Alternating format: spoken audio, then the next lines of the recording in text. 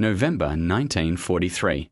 A cold wind swept across the Recklen airfield, Germany's main Luftwaffe testing center. The sky hung low and grey, the concrete runway glistening from morning rain. Mechanics moved quietly between hangars, their voices swallowed by the sound of distant engines. But standing alone on the tarmac was something that didn't belong there, a massive aircraft, painted in captured colors, its proportions almost comical compared to the sleek German fighters parked nearby. To some, it looked like an insult to engineering itself. To others, it was a mystery waiting to be understood. Hans-Werner Lerch, chief test pilot and trained engineer, walked toward it with measured steps. He had flown more aircraft than almost any man alive, over 100 types from both friend and foe, yet this one made him pause. The Republic P-47 Thunderbolt, freshly captured 2 weeks earlier, sat heavy and ungraceful, the sort of machine German pilots mocked openly. They called it the flying milk bottle, a nickname that blended humor with disdain. It was thick-bodied, wide-winged, a blunt object compared to the elegant Messerschmitts and Focke-Wulfs. The idea that this giant could rival German precision seemed absurd. Lerch had read the briefings. American aircraft, they said, were crude machines, built for quantity, not finesse. A nation of refrigerator makers pretending to build warplanes. The P-47, according to those papers, was the perfect example of mass production without artistry. Heavy, unsophisticated, relying on raw horsepower rather than aerodynamic grace. German fighters were instruments, sharp, efficient, crafted for masters of the air. The P-47, by contrast, was a hammer. And hammers, as far as the Luftwaffe was concerned, didn't win dogfights. Yet Lerch had learned not to trust assumptions. He had flown enough captured Allied aircraft to know that behind every design choice, there was a reason, even if the reason wasn't obvious at first glance. As he approached the Thunderbolt, rain pattered on its metal skin. Up close, it didn't look cheap. It looked purposeful. The rivets were neat, the seams straight, the surface free of flaws. The landing gear, thick as tree trunks, gave the impression that this machine could land on nearly anything and still take off again. The canopy, streaked with drizzle, reflected a dull silver hue under the weak sunlight. He stopped a few steps away, studying the shape. It wasn't beautiful, not in the German sense of design. But it looked reliable. And that was a different kind of beauty. In the distance, a mechanic shouted something, his voice muffled by the wind. Lerch nodded in acknowledgement but didn't answer. His focus remained locked on the machine before him. He could feel a strange sense of anticipation, as if the airplane itself was about to prove a point no one wanted to hear. He touched the fuselage. The metal was cold, solid, reassuringly dense. At that moment, Lerch wasn't thinking about politics, or propaganda, or the war's direction. He was thinking like an engineer. Something about this aircraft felt different. Its bulk wasn't careless, it was deliberate. Every inch suggested endurance, not elegance. Efficiency through resilience. He climbed onto the wing, his boots thudding against the metal, and peered into the cockpit. Inside was a world utterly unlike a German fighter's cramped interior. There was space, real, comfortable space. Wide panels, clear instruments, and controls that looked almost inviting. It felt less like a fighter and more like a workroom built for long hours and heavy use. The more he looked, the more the aircraft challenged every assumption he had brought with him. Lerch exhaled slowly. Somewhere deep down, he sensed that this flight would not be like the others. He had tested machines that broke records, machines that dazzled engineers, but this one might teach a lesson instead. A quiet one, buried beneath aluminum and oil, about what truly wins a war. He turned his head, catching the faint reflection of the German insignia hastily painted over the American star. For the first time, it struck him. Perhaps this wasn't a trophy of superiority at all. Perhaps it was a mirror. Without saying a word, he adjusted his gloves, signaled the ground crew, and prepared for inspection. The airfield fell silent except for the whisper of the wind across the tarmac. In that stillness, one thought echoed through his mind, a question he couldn't yet answer. What if we've been building the wrong kind of perfection? And with that, the story began. Hans-Werner Lerch had been drawn to flight long before war darkened Europe. Born in 1916 in Breslau, he grew up under the shadow of a sky filled with fragile wooden gliders. Germany was forbidden from building combat aircraft after the Great War, but that didn't stop its youth from dreaming of the clouds. Lerch was one of them, a boy who built his first glider from scrap metal and canvas, launching it from a hillside with the reckless confidence only youth allows. He wasn't from privilege, but he had what money couldn't buy: patience, precision, and curiosity that bordered on obsession. By the early 1930s, while others chased adventure, Lurk chased equations. He studied aerodynamics from borrowed textbooks, took apart model engines, and spent nights sketching airfoils by candlelight. When the new German government began secretly rebuilding its air arm, the young man from Breslau suddenly found doors opening. In 1939, he became a test pilot, not a soldier chasing glory, but an engineer determined to understand how and why machines behaved as they did. His colleagues respected him, even feared his reports. When Lurk wrote, generals paid attention, sometimes reluctantly. His analyses were famously direct. If a design was flawed, he said so without sugarcoating. If an Allied aircraft performed better in a certain aspect, he wrote that down too. His reputation for brutal honesty earned him a quiet isolation within the system. Officials preferred optimism. Lurk offered truth. But his skill and precision were too valuable to silence. In a military built on hierarchy, he was the rare man trusted to contradict it. By the time the war reached its midpoint, Lurk had flown nearly everything that had wings. Messerschmitts, Focke-Wulfs, captured Spitfires, and Hurricanes, even experimental prototypes still smelling of factory paint. He had logged over 1,000 hours in enemy aircraft, and that experience had changed him.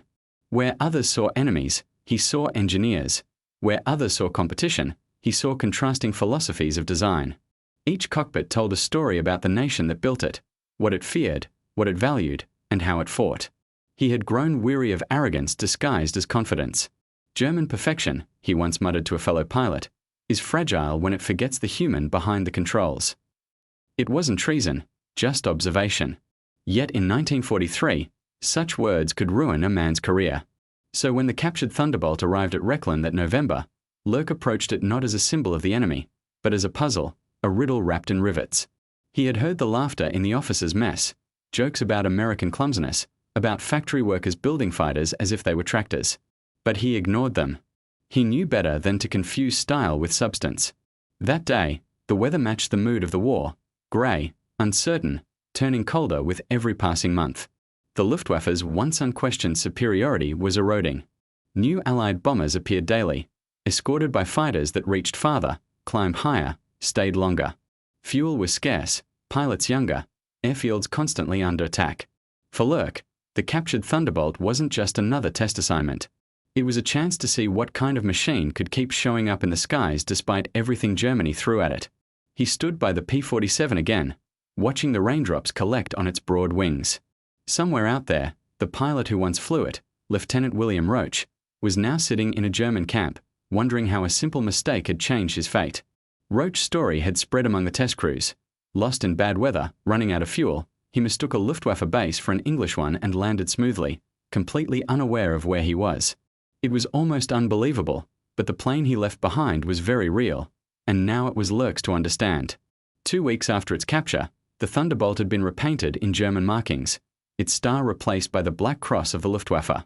The irony wasn't lost on anyone. An American machine, now serving German curiosity. But for Lurk, it was more than irony. It was an opportunity to measure the difference between two worlds. He circled the aircraft slowly, every movement deliberate, as if walking around an artifact from the future.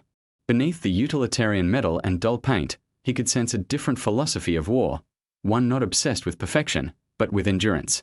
He didn't yet have the words for it, but the idea had already begun to form. When he climbed into the cockpit again that afternoon, the chill of the metal seat ran through his flight suit. He glanced over the instruments, dials, levers, color-coded indicators.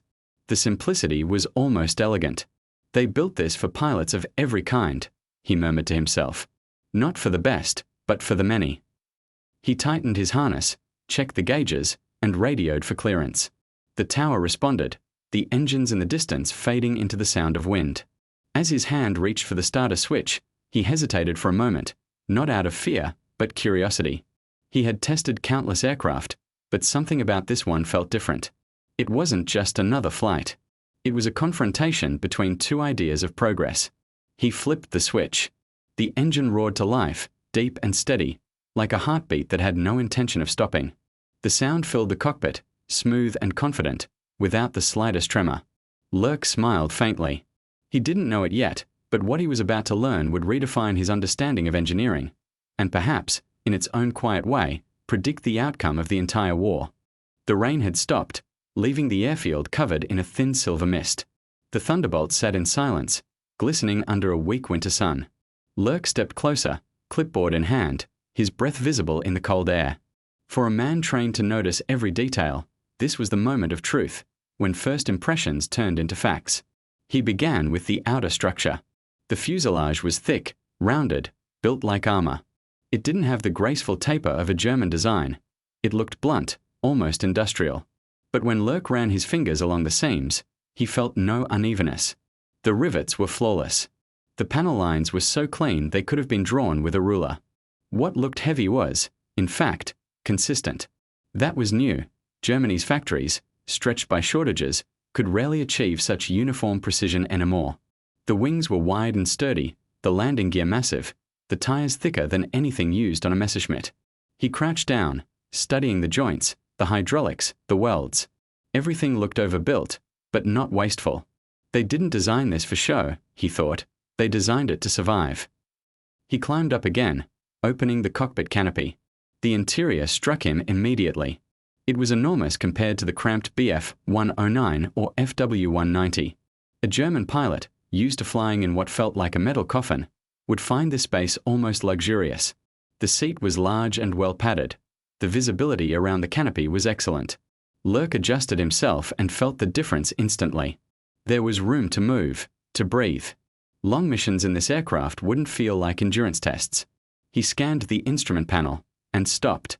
Colors: red arcs, green zones, yellow caution marks. The gauges were painted to guide instinct, not intellect. A pilot didn't need to read every number. A glance told him if something was safe or dangerous.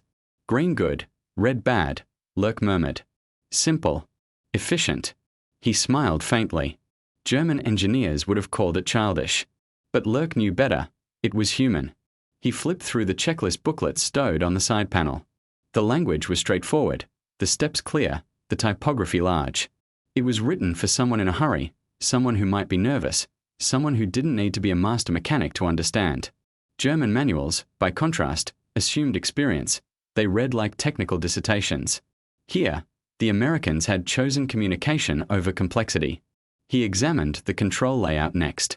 Everything was grouped logically: throttle, mixture, propeller pitch, all on the left side, perfectly aligned for a single hand.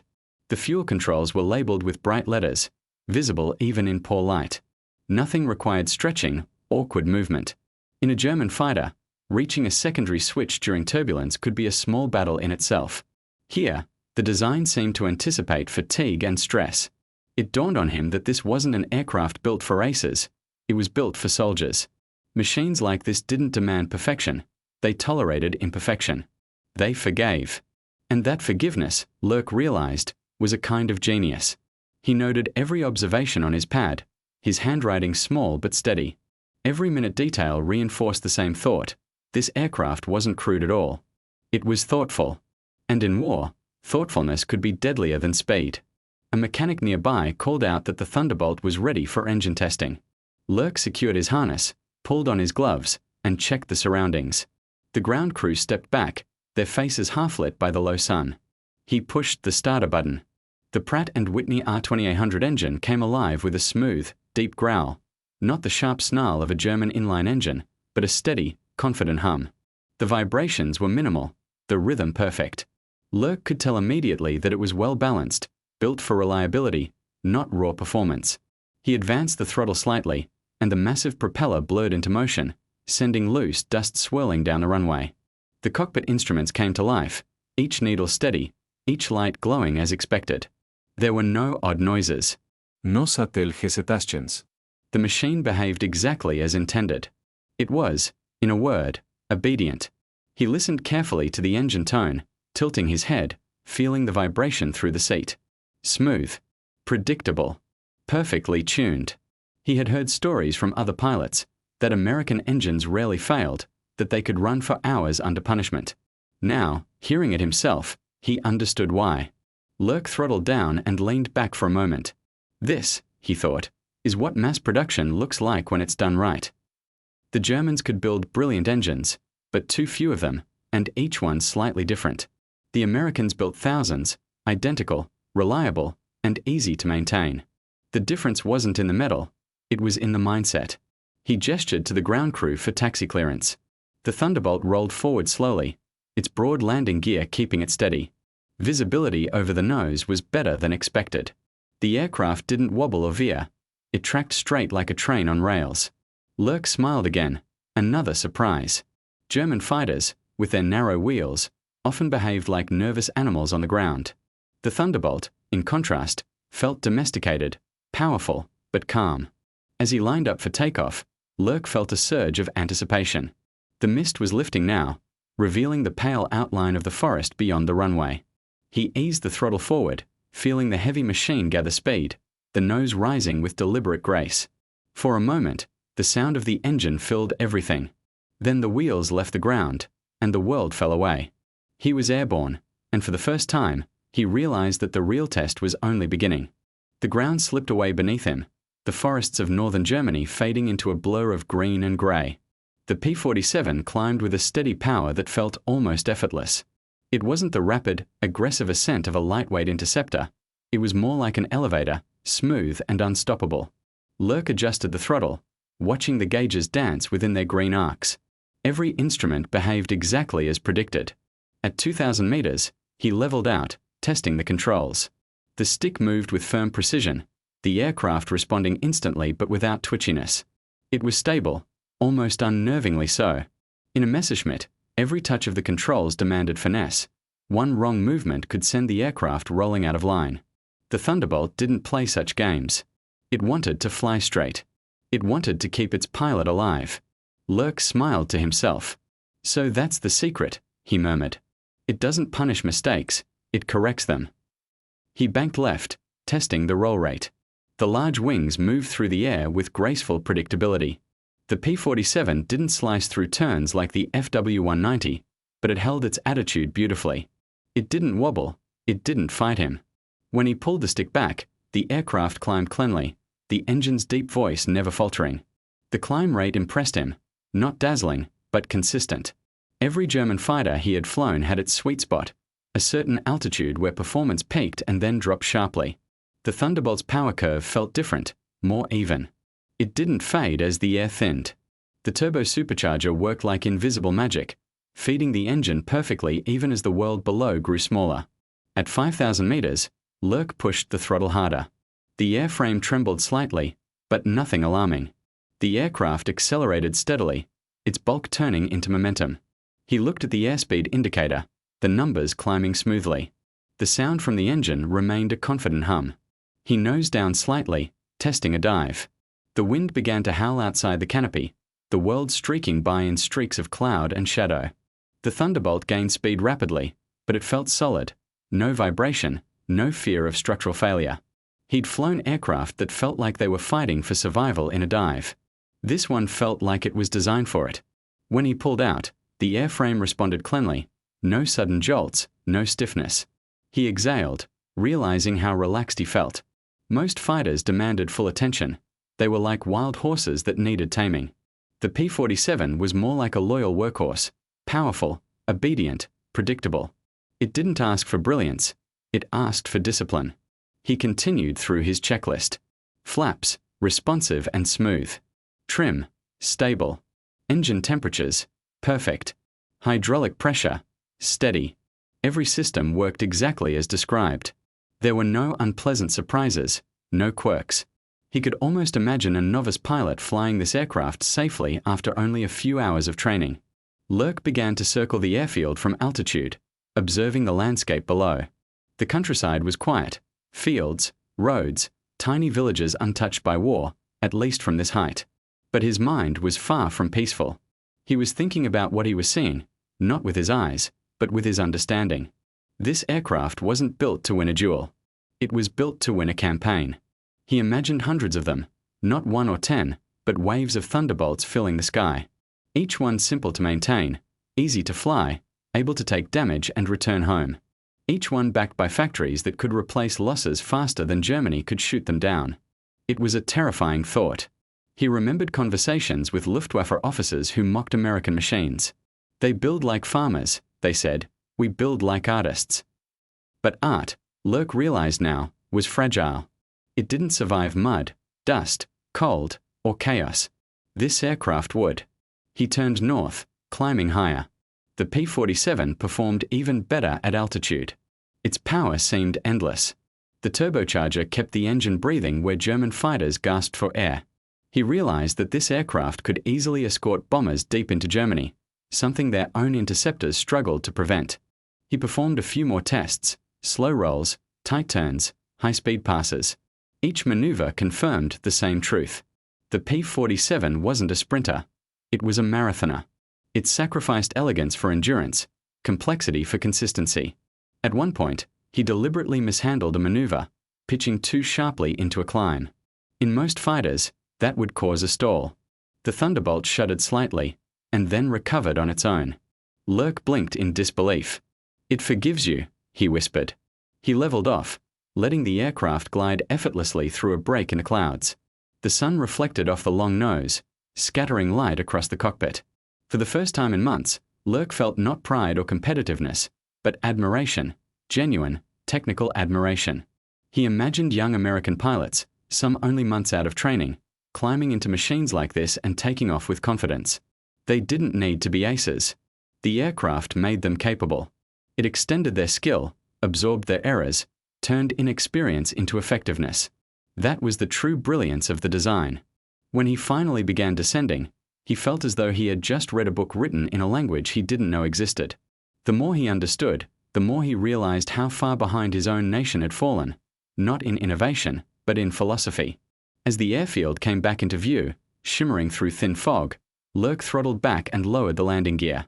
The wide stance made the approach smooth and steady. The aircraft kissed the runway gently, rolling straight without protest. The landing felt effortless, almost too easy. He taxied to the hangar, shut down the engine, and sat for a moment in silence. The propeller slowed, the noise fading until only the ticking of cooling metal remained. Outside, the ground crew waited for his signal. Lurk opened the canopy, the cold air rushing in. He climbed out, standing on the wing, helmet still on, eyes fixed on the machine that had just rewritten his understanding of air power.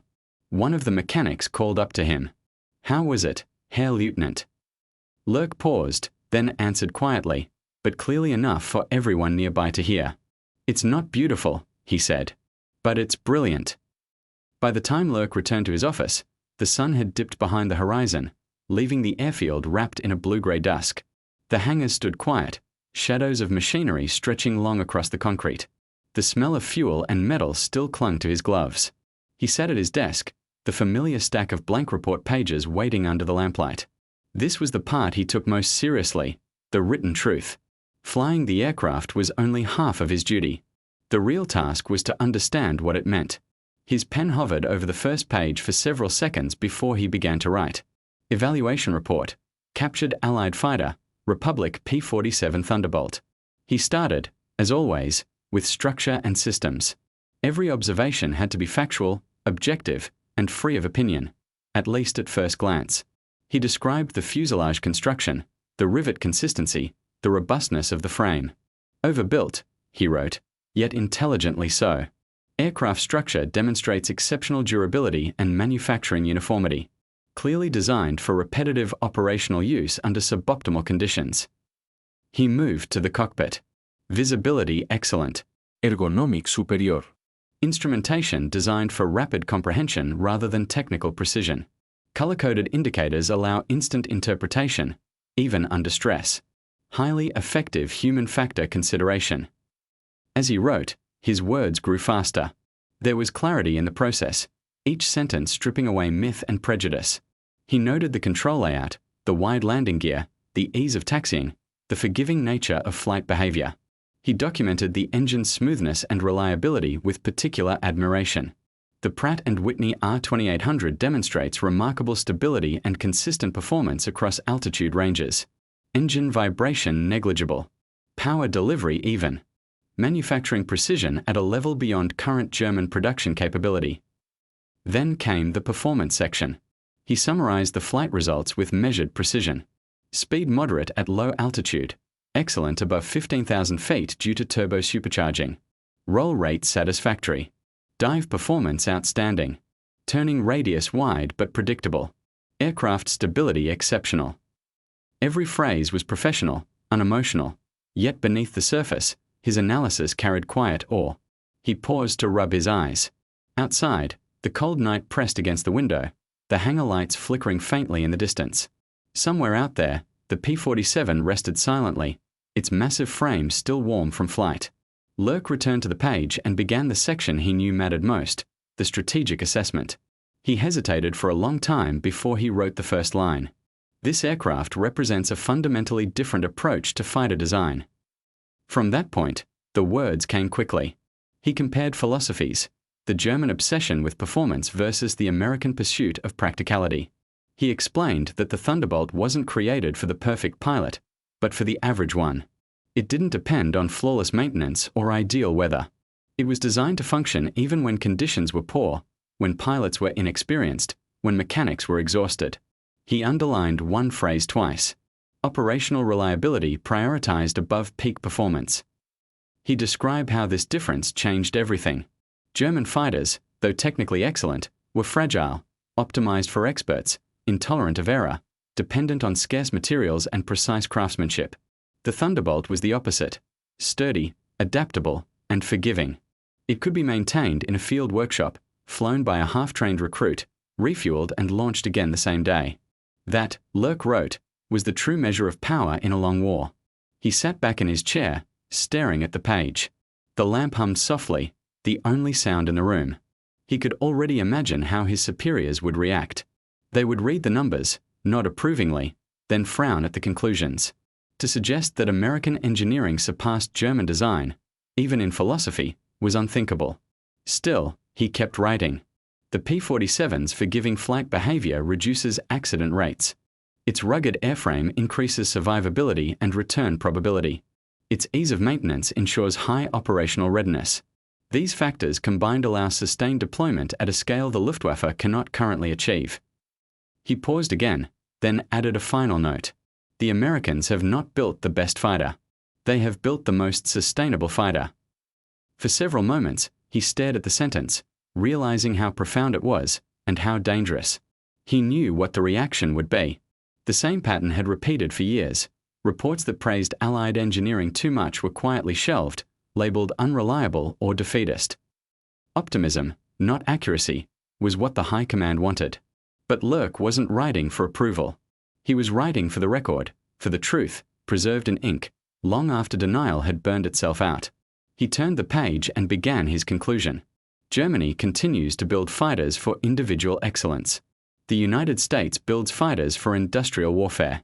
In sustained conflict, operational quantity combined with reliability will always surpass isolated superiority. Unless our design philosophy evolves, the Luftwaffe will gradually lose operational effectiveness regardless of pilot skill. When he finished, he placed his pen down and read the report one final time. It was technical, measured, irrefutable, and utterly damning. He signed it with his usual precision. H.W. Lurk, Chief Test Pilot, Rechlin, November 1943. The next morning, the report was sent through channels, reviewed, copied, and filed among dozens of others. Somewhere, a colonel might skim it. Somewhere else, a general might glance at its summary and move on. But the truth it contained was already unfolding in the skies above Europe, whether anyone believed it or not. Lurk closed his office notebook and looked toward the airfield. The fog was lifting again, revealing rows of aircraft waiting for missions. He wondered how many of them would still be flying next month, and how many Thunderbolts the Allies could replace before Germany built even one more fighter. He already knew the answer. Winter gave way to spring, and by early 1944, the skies over Germany looked different. There were more contrails now, thick white lines stretching across the horizon like chalk marks of inevitability. They came from the west, from formations of bombers that no longer needed to turn back early. And around them, weaving in tight, confident circles, were the very aircraft Lurk had flown that cold November day, the P-47 Thunderbolts. They arrived in waves, hundreds at a time, escorting the great bomber fleets deeper and deeper into German territory. Their engines rumbled above the cities, above the factories, above the very airfields where men like Lurk worked. They didn't come as isolated intruders. They came as a system, a machine of war that seemed endless. In the ready rooms of Luftwaffe bases, pilots studied reports of new American formations appearing daily. They spoke bitterly of the Thunderbolt's weight, its clumsy shape, its lack of elegance. Yet every encounter told a different story. German fighters would dive in for the attack, confident, fast, and the P-47s would meet them head-on. They could take hits and keep flying. They could dive away faster than any interceptor could follow. And even when shot, many returned home, patched up, and flew again the next morning. Lurk heard these reports constantly. He wasn't surprised. Each message from the front confirmed what he had written in his report, line by line. They just don't stop coming, one pilot had told him during a debriefing. We destroy 5, and the next day, 10 more appear. The numbers were merciless.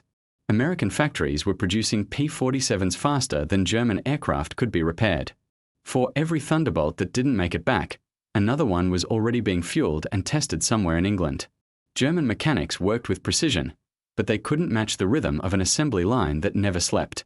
Lurk's colleagues at Rechlin talked quietly about it, though never in official meetings. They had seen his report, some even agreed with it. But agreement in private meant little.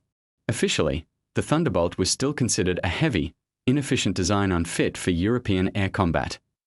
Unofficially, every new squadron of them made the front lines harder to defend. He spent much of that spring testing other captured aircraft, a Spitfire, a Mustang, even a Soviet Yak. Each flight reinforced the same conclusion. The Allies were designing machines for endurance. Meanwhile, Germany was building masterpieces for a kind of war that no longer existed. At night, he sometimes walked to the edge of the airfield. From there, he could see distant flashes in the sky, the glow of flak bursts as German gunners tried to repel another formation of bombers. The sound reached him like a slow heartbeat. And somewhere in that thunder, he could imagine the heavy silhouettes of P-47s cruising above, guarding the bombers with the same quiet confidence he had felt in the cockpit months before. In the officers' mess, conversations had grown quieter. Loss reports came daily. More pilots missing. More aircraft grounded. Fuel shortages worsened, and training flights were cut. New recruits arrived with barely 20 hours of flight time. They were thrown into battle-flying high-performance machines that punished even the smallest mistake. Lurk thought about the Thunderbolt's color-coded gauges, its clear manuals, its forgiving wings. In the German fighters, a single error during takeoff could destroy the aircraft. The Americans had built planes that turned those same errors into recoverable moments. He realized that wasn't luck, it was design philosophy. One afternoon, during a meeting with Luftwaffe engineers, Lurk brought it up again. We need to start designing for survival, he said quietly. Not just for speed or climb rate. Reliability must come first. An officer across the table frowned. You mean we should copy the Americans? Lurk shook his head. No. I mean we should learn from them. The conversation ended there. No one wanted to admit that the enemy might have understood the future better than they did. As the weeks passed, the evidence became impossible to ignore. Airfields reported rising accident rates. Mechanical failures increased. Replacement parts arrived late, sometimes incompatible with older models. Even the best aircraft sat idle for lack of fuel or maintenance crews. The Luftwaffe still had planes on paper, but fewer and fewer in the air. Meanwhile, Allied operations became smoother, faster, and larger. The Thunderbolts took off from airstrips across England and, later, from the continent itself. They escorted bombers, strafed supply lines, and patrolled with a confidence born not of arrogance, but of logistics. Every time a German squadron tried to rebuild, another wave of P-47s swept overhead, their engines droning like a mechanical tide. Lurk began to understand something even more profound than engineering. The Americans weren't just fighting with machines, they were fighting with a philosophy.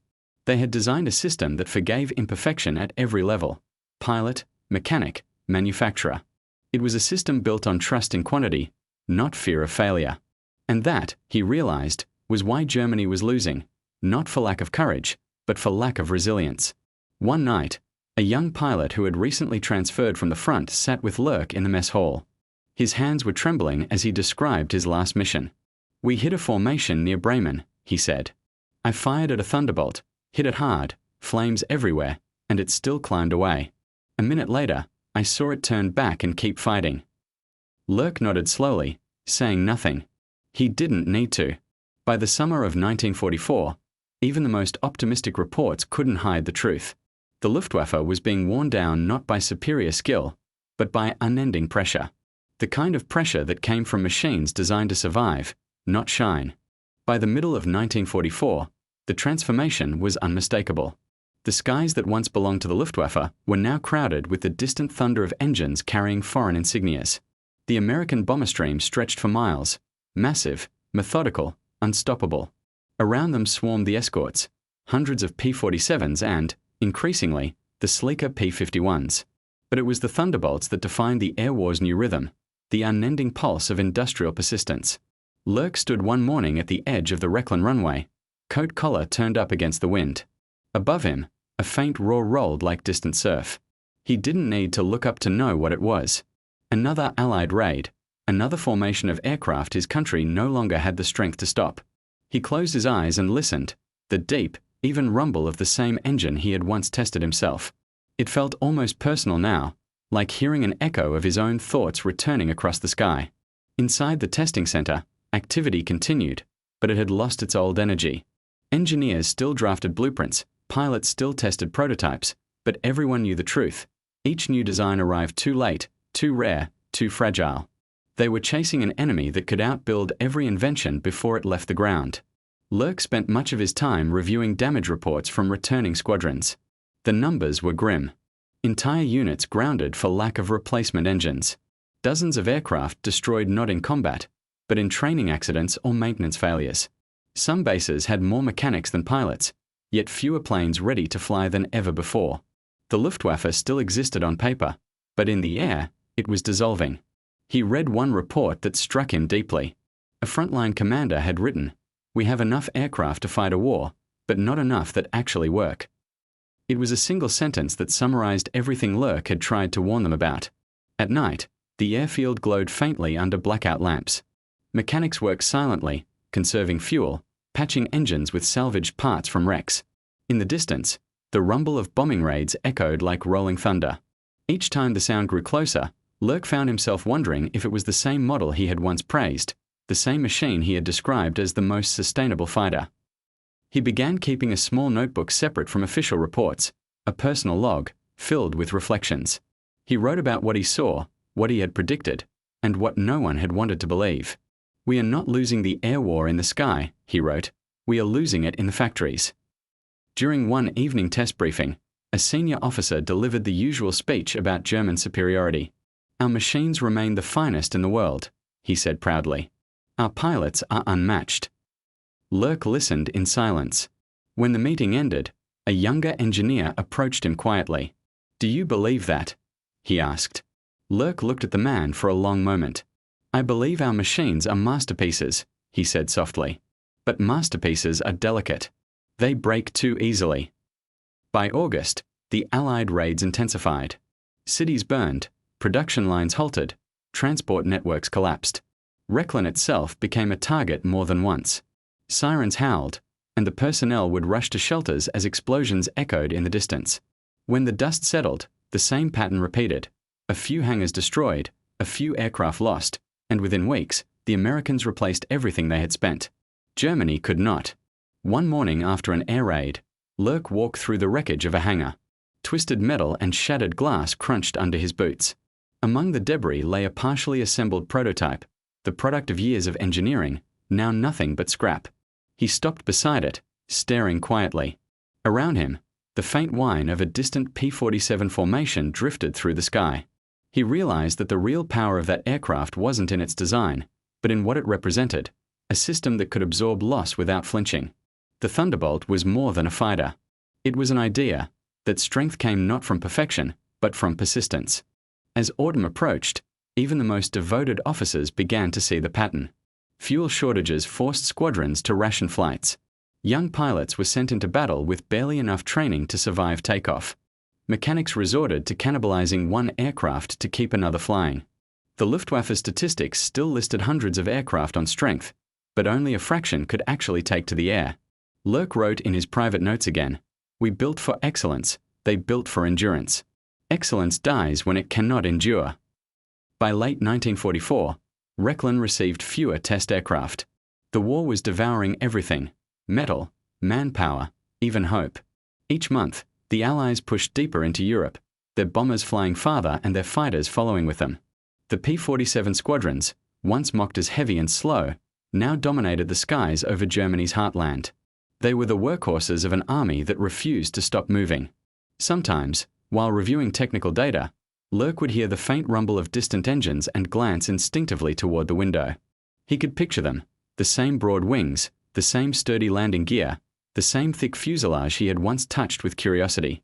He would imagine the young pilots inside, confident, relaxed, unafraid of the very machines he had once called brilliant. It was not bitterness he felt, but understanding. The Americans had discovered a truth that no test report could fully express, that in total war, the ability to keep going mattered more than anything else.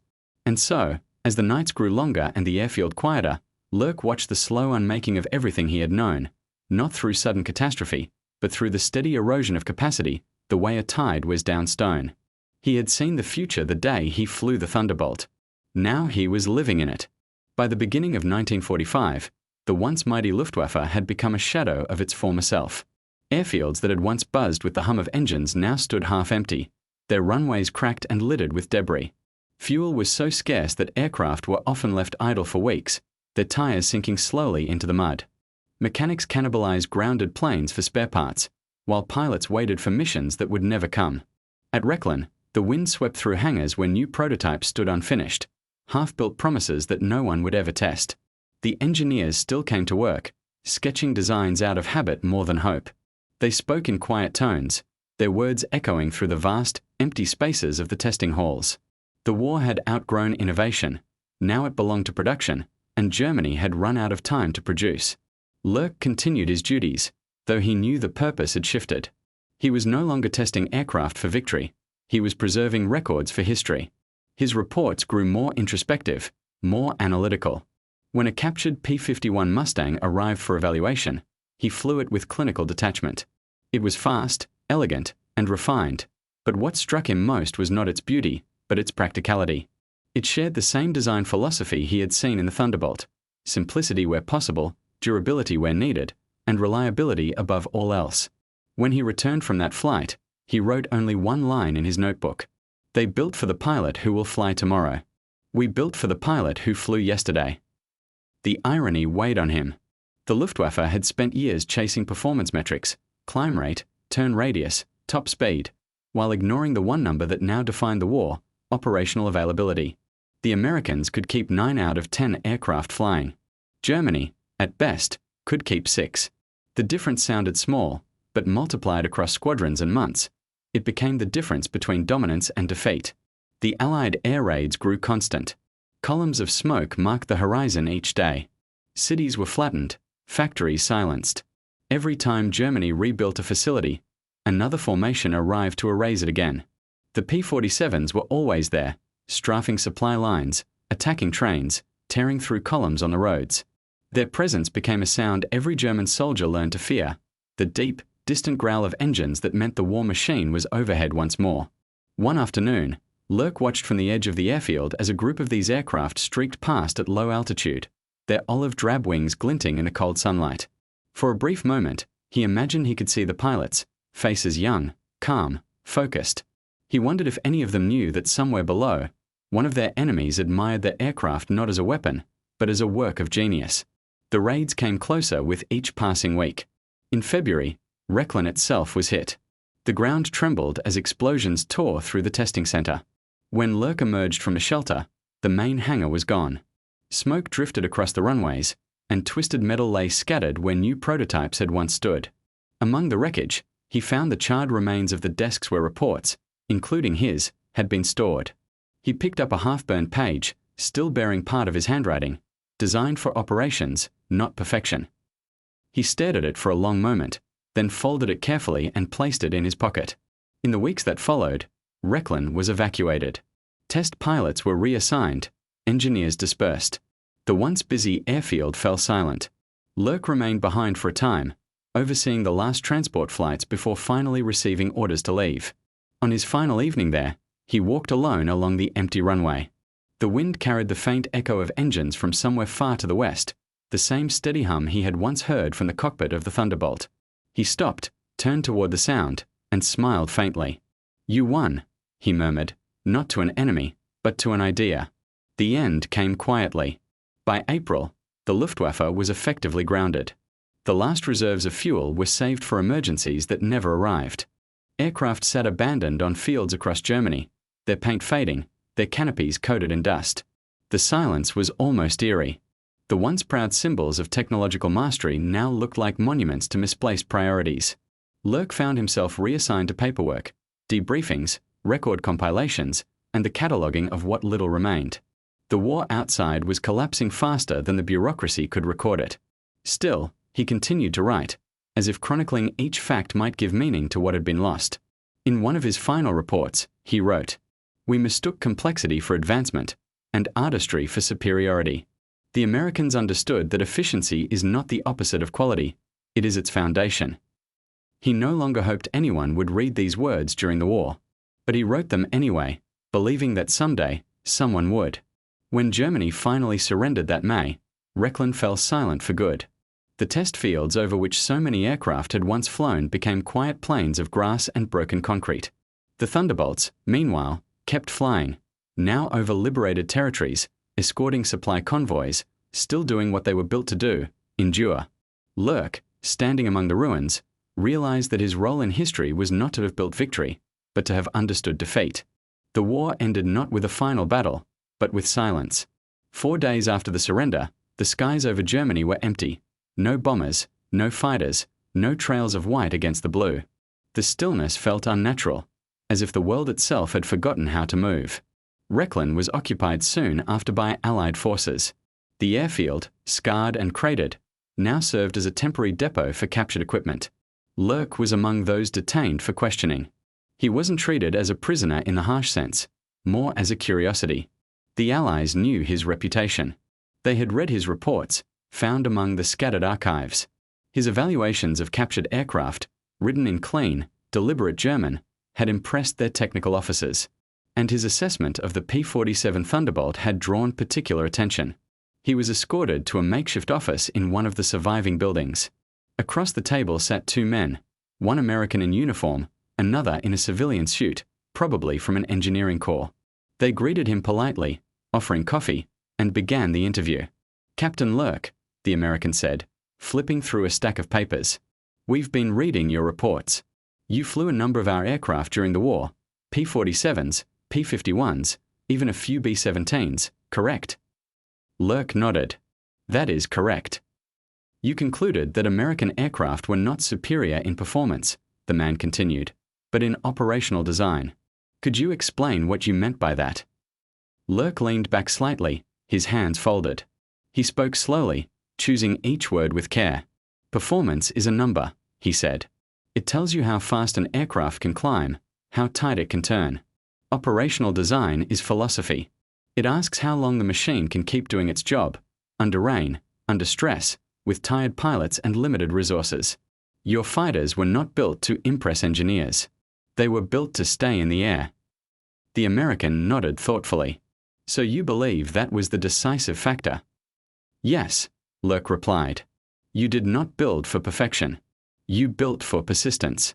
The P-47 could take damage, could fly in poor conditions, could be repaired quickly. We built instruments of precision. You built instruments of endurance. In an industrial war, endurance wins." The civilian leaned forward. "When you flew the Thunderbolt yourself, was that immediately clear to you?" Lurk smiled faintly, remembering the day. "Within minutes," he said. "When I sat in the cockpit, I understood that every detail served one purpose, to keep the pilot alive and the aircraft operational. The comfortable seat, the clear gauges, the strong landing gear, all of it. I realized then that this was not a machine for heroes. It was a machine for soldiers."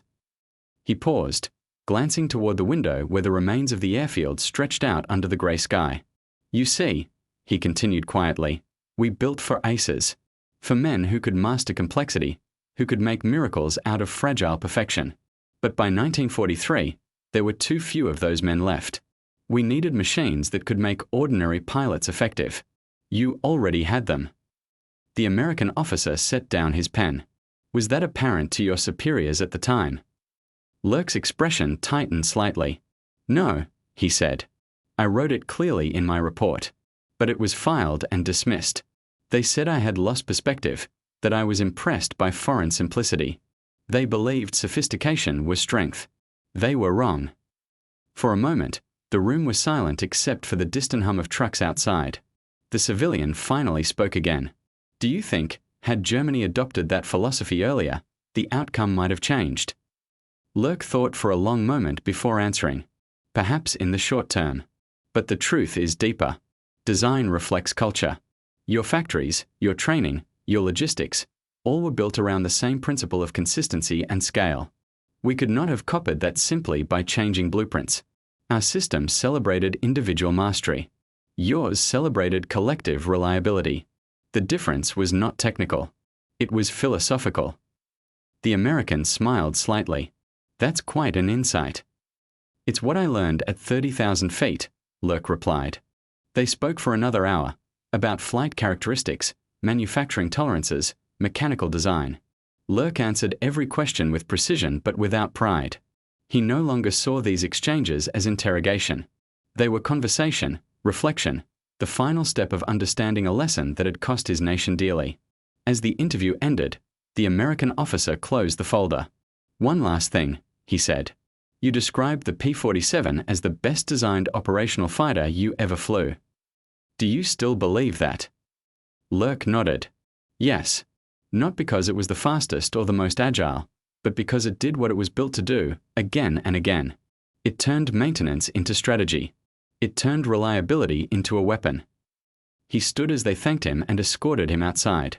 The afternoon air was cool, the sound of distant engines rolling over the horizon. But this time, they weren't enemies. They were the same steady hum he had heard years ago, now a sound of peace returning. As he walked away from the office, he found himself smiling, not with regret, but with clarity. The war had ended, but the lesson would remain. Perfection is fragile, he thought. Reliability endures. Years passed. Europe rebuilt, the airfields grew quiet, and the skies that had once burned with contrails became peaceful again. Lurk lived a modest life after the war, first as a consultant for civilian aviation, later as a teacher of aerodynamics. His hair turned grey, his flight jacket hung forgotten in a closet, but his curiosity never faded. The war had ended, yet its lessons still circled in his mind like aircraft in a holding pattern. He began writing his memoir in the early 1960s, not out of nostalgia, but out of duty. He wanted to record what he had seen, not battles or politics, but machines and ideas. Page after page, he described the aircraft he had tested, the sleek Messerschmitts, the stubborn prototypes, the captured Spitfires, and of course, the Thunderbolt. He wrote not as a soldier defending a cause, but as an engineer searching for truth. In one chapter, he described that November day in 1943 in vivid detail. The cold air, the sound of rain on the canopy, the heavy plane lifting off the runway. He wrote about the first time he realized that the P-47's strength wasn't in its speed, but in its spirit of design. It was not a weapon built to impress, he wrote. It was a tool built to endure. Reviewers of his manuscript later noted the tone, quiet, analytical, yet deeply human. There was no bitterness in his words, only respect. He praised the American engineers not as adversaries but as peers who had solved a problem that his own nation had misunderstood. He called the P-47 the most honest aircraft of the war, because every bolt, every weld, every control had a reason that served the pilot, not the designer's ego. As the years went on, Lurk was occasionally invited to speak at conferences about aviation history. Younger pilots listened in silence as he explained how philosophy shapes engineering. A fighter is more than a machine, he told them. It is a reflection of the system that builds it. If that system values perfection, it will build brilliance that breaks. If it values endurance, it will build strength that lasts. He would sometimes pause, glance toward the window, and smile faintly before continuing. The P-47 taught me that lesson in one flight. In his later years, Lurk visited several restored aircraft museums. In one hangar stood a gleaming Thunderbolt, polished to mirror brightness, the same model he had flown so long ago. Tourists walked by, admiring its bulk and size, unaware of the quiet significance it held.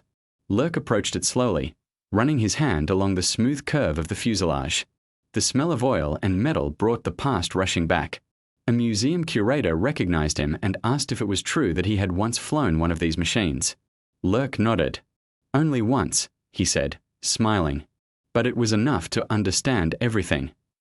He stood for a long moment beside the aircraft, remembering the noise, the power, the steady rhythm of the engine.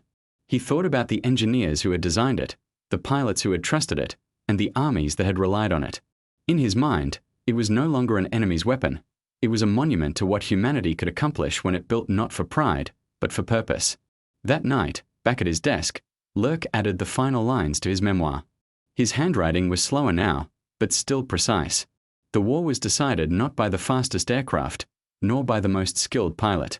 It was decided by the side that understood that reliability is the foundation of strength. The P-47 was not graceful, but it was faithful. It asked little and gave much.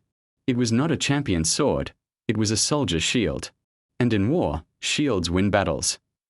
He closed the notebook, set down his pen, and looked out the window at the fading evening sky. Somewhere far away, a jet passed overhead, sleek, quiet, effortless. He smiled at the thought that even these new machines owed something to that old philosophy.